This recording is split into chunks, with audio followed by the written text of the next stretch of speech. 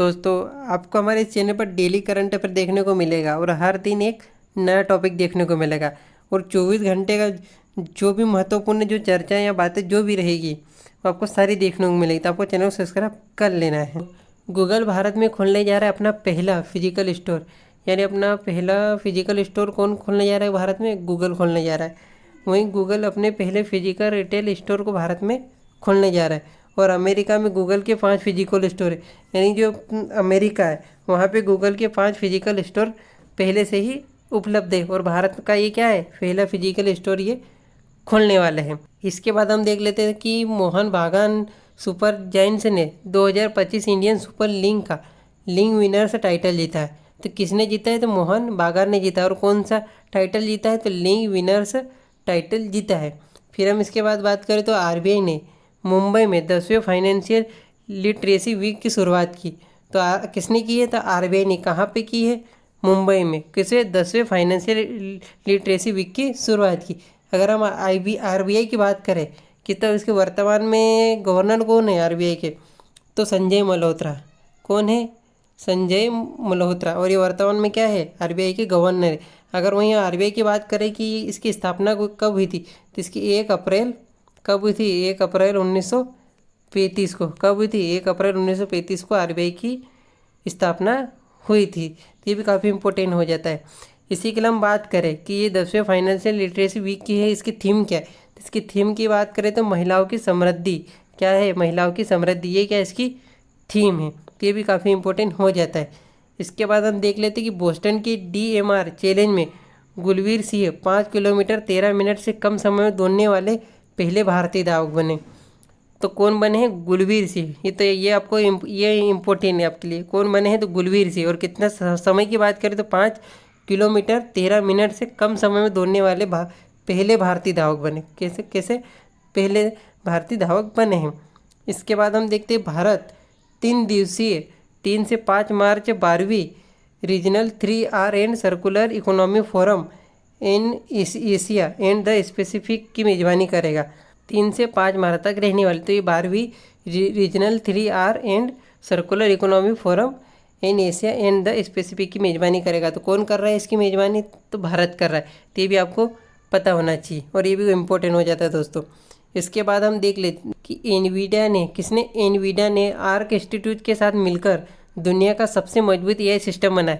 तो आपको पहले ये देखना किसने बनाया है, तो एनवीडिया ने। और किसके साथ मिलकर बनाया? तो आर्क इंस्टीट्यूट के साथ मिलकर बनाया। और क्या है? दुनिया का सबसे मजबूत एआई सिस्टम। क्या है? दुनिया का सबसे मजबूत एआई सिस्टम बनाया। और इसका नाम क्या है? EVO2। क्या है इसका नाम? EVO2 इसका इन्होंने नाम रखा। तो एनवीडिया ने आर्क इंस्टीट्यूट के साथ मिलकर दुनिया का सबसे मजबूत एआई सिस्टम बनाया और इसका नाम क्या है? EVO2 है। फिर देश की गेमिंग इंडस्ट्री के विकास के लिए Bharat tech tribe programme launch हुआ है। तो भारत ने क्या है?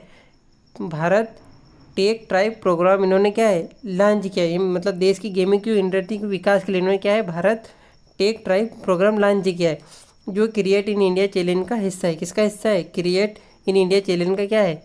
हिस्सा है। तो ये भी काफ़ी इंपॉर्टेंट हो जाता है। इसके अलावा हम देखें कि छत्तीसगढ़ के नक्सल प्रभावित केरला पिंडा के लोगों ने पंचायत चुनाव में आज़ादी के बाद पहली बार वोट किया। दोस्तों ये काफ़ी इंपॉर्टेंट हो जाता है। तो पहली बात कहाँ पे? तो छत्तीसगढ़ में। कहाँ के नक्सल? छत्तीसगढ़। तो प्रभावित। और अगर हम लोगों की बात करें, कौन से?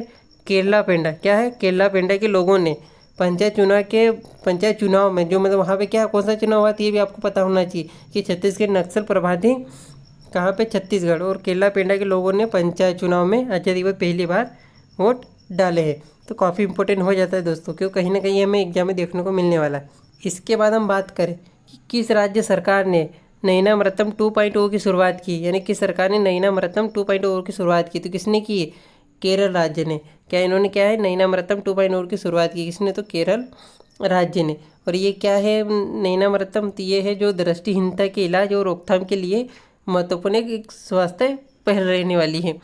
तो ये भी काफ़ी इंपॉर्टेंट हो जाता है दोस्तों। इसके लिए अगर हम बात करें, और ये भी काफ़ी इंपॉर्टेंट है दोस्तों, कि ग्लोबल इन्वेस्टर समिट 2025 का आयोजन कहाँ हुआ है? तो भोपाल मध्य प्रदेश में हुआ। कहाँ हुआ है ग्लोबल इन्वेस्टर्स समिट 2025 का आयोजन? तो मध्य प्रदेश भोपाल में हुआ है। और क्यों हुआ है? तो ये निवेशकों को आकर्षित किया जा सके और राज्य में उद्योग की विकास को बढ़ावा दिया जा सके, इसलिए क्या है, ग्लोबल इन्वेस्ट समिट 2025 का आयोजन भोपाल मध्य प्रदेश में हुआ है।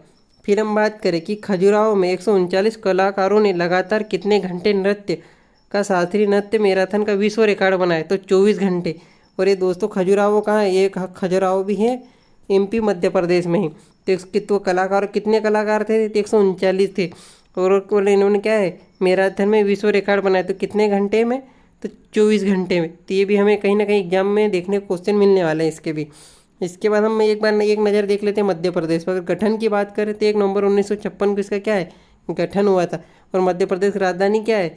भोपाल। और वर्तमान मुख्यमंत्री कौन है? डॉक्टर मोहन यादव कौन है? वर्तमान मुख्यमंत्री है। और राज्यपाल की बात करें तो वर्तमान राज्यपाल कौन है मध्य प्रदेश का?